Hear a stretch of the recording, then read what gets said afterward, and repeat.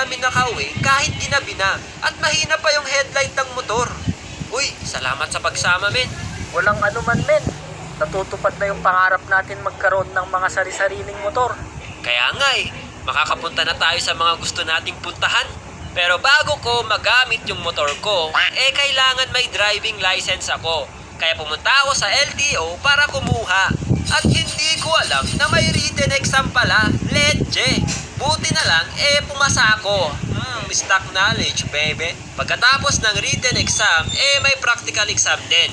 Meron ka bang motor na gagamitin? Meron, sir. Sige, ikot ka lang dyan. Okay na, pasado ka na. Balik ka ulit sa window 5, tapos ibigay mo to. Ay, yun na pala yun. So pagkatapos ng proseso at matagal na paghihintay, nakuha ko na ang aking lisensya. Nagagamit ko na ang aking pinakamamahal na motor.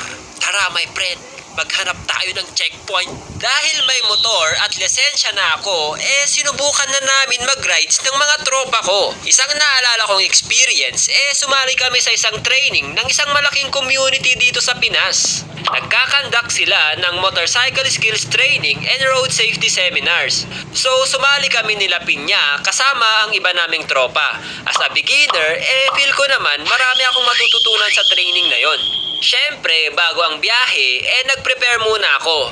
Bumili ako ng mga safety gears kagaya ng helmet at gloves. Alright. Sabi nga nila, di ba, kapag nagmo-motor ka, nakahukay na daw yung isa mong paa sa lupa. Kaya need natin ng mga yan. Sa Pangasinan, ginanap yung training na yon. So, bumiyahe kami ng 2 oras mula Baguio hanggang Pangasinan. Pagdating namin doon, nagulat ako kasi sobrang daming motorcycle riders. Sa sobrang dami, halos ma-occupy na namin yung magkabilang kalsada. Doon ko nakita na napakalaki pala talaga ng community ng mga motorcycle riders. Pagdating namin sa venue, inumpisan na nila kami turuan ng mga proper techniques sa paggamit ng motor. Itinuro din sa amin kung paano ang defensive driving. What's Hindi ganyan yun, bata. Ay, sorry po. Natapos namin yung training na yon kahit napakainit. Leche!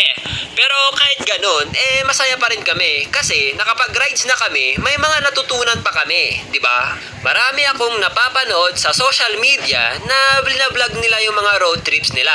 Doon ko din nalaman yung pagmamotovlog. So, napaisip ako na total mahilig naman kami mag-road trip, bakit hindi ko i-document, di ba? Para na rin ma-promote yung mga tourist spot natin dito sa Pinas. At para na rin pag tumanda ako, may mga vlog akong ginawa na magpapaalala sa akin sa mga lugar na pinuntahan ko. Kung may mga manonood man or wala, okay lang.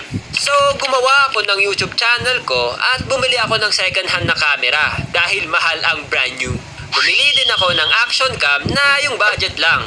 Pero suggestion ko lang, mas okay na pag-ipunan yung magandang quality na camera kaysa sa budget. Kasi grabe problema ko sa dashcam na nabili ko. Hindi maganda yung pagkuha niya ng maganda kong boses. Hay!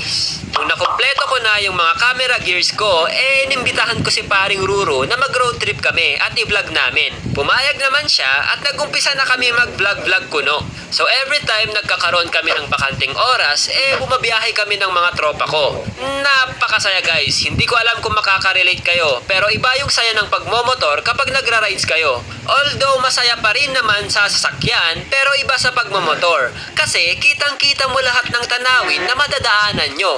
Ramdam na ramdam mo yung lamig at sariwang hangin kapag nagro-road trip kayo sa mabundok na lugar. Napupuntahan mo yung mga lugar na hindi kayang puntahan ng sasakyan.